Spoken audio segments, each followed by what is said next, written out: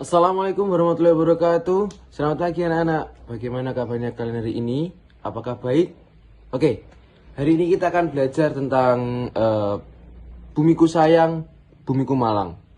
Pengaruh kegiatan manusia terhadap alam sekitar. Oke, yang disusun oleh Fajar Asidiki Sudarsono. Latar belakang. Oke, sebelum memulai kegiatan pada pagi hari ini, alangkah baiknya kita berdoa terlebih dahulu. Oke, berdoa dipersilahkan. Amin. Oke, sekarang kita akan belajar tentang tadi Bumiku Sayang, Bumiku Malang, pengaruh kegiatan manusia terhadap alam sekitar.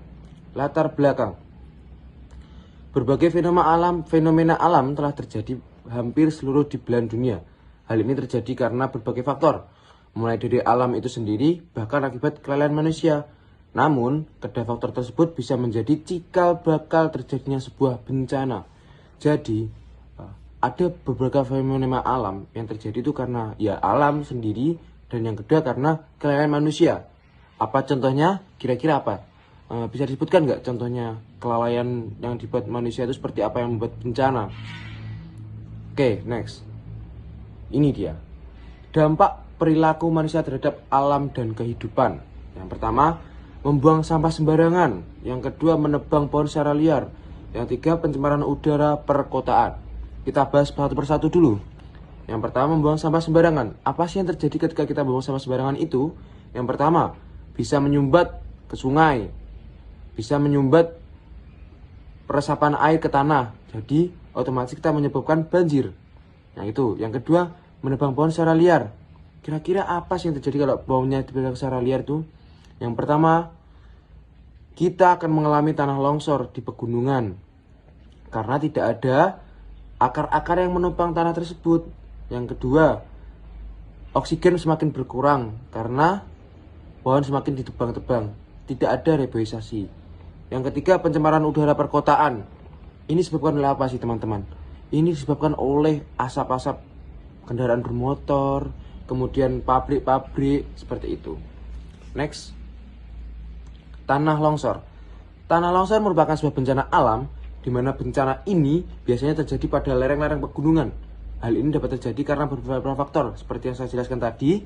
Yang pertama, ada pergeseran tanah oleh bumi atau kurangnya akar penyangga untuk tanah di lereng.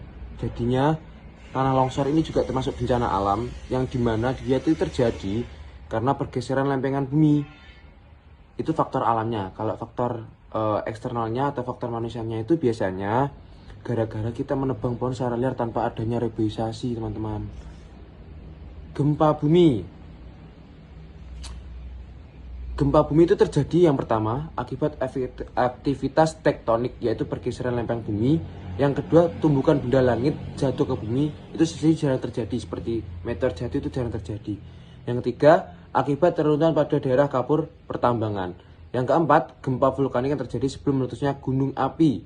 Yang kelima, aktivitas manusia seperti peledakan nuklir dan sebagainya. Nah, itu bisa menyebabkan gempa bumi.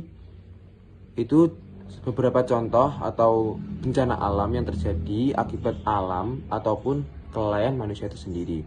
Oke, mungkin itu yang dapat saya sampaikan. Oh iya, jangan lupa untuk tugasnya kalian membuat poster tentang bagaimana menjaga alam sekitar kalian. Poster yang terbaik akan mendapatkan nilai A, oke? Ini posternya ditugaskan kelompok. Satu kelompok isinya 5 orang, oke? Jadi tugasnya adalah membuat poster. Besok dikumpulkan pada guru kelasnya masing-masing. Oke, kita membuat kesimpulan dikit saja. Bencana alam dapat terjadi karena berbagai faktor, mulai dari aktivitas alamiah hingga perbuatan manusia. Adapun dampak yang diakibatkan mulai dari kerusakan ringan hingga kerusakan